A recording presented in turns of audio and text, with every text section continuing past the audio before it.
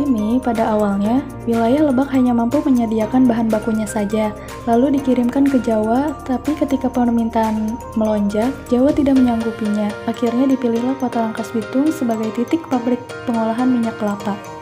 Selain itu, alasan pemilihan Kota Rangkas Bitung menjadi pabrik pengolahan pabrik minyak kelapa karena sebelumnya memang sudah ada pabrik kecil dan memiliki wilayah sekitarnya sebagai tempat bahan baku serta lokasinya yang strategis dekat dengan pusat pemerintahan. Mix Oil didirikan untuk kepentingan kolonial menggeruk sumber daya alam Banten. Pendirian pabrik ini sudah dirintis sejak tahun 1900 sejalan dengan pembangunan rel-rel kereta api yang bermuara di stasiun Rangkas Bitung. Tak hanya di Rangkas Bitung, pabrik serupa juga didirikan di sejumlah daerah di Indonesia yang memiliki potensi perkebunan kelapa. Di antaranya di Banyuwangi, Provinsi Jawa Timur, Kebumen, dan Cilacap di Provinsi Jawa Tengah. Pabrik ini dahulu punya rel kereta api yang aksesnya terhubung langsung dengan gudang pabrik. Jadi, bahan baku kelapa yang mayoritas dari perkebunan di seputaran rel kereta api di Banten dibawa ke pabrik ini menggunakan kereta barang.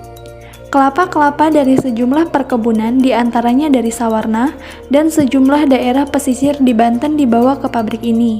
Kelapa dibawa dalam kondisi sudah dikupas dan terpisah antara daging buah dengan batoknya.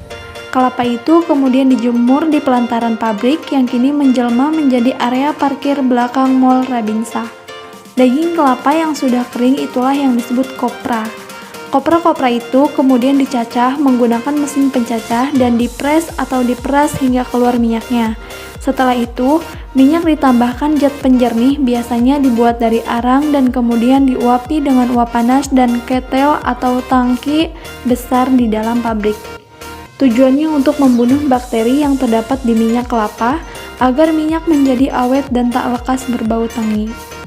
Proses inilah yang membuat aroma gurih minyak kelapa menyebar ke seantero Rangkas Bitung, termasuk orang-orang yang berada di seputaran Rangkas Bitung.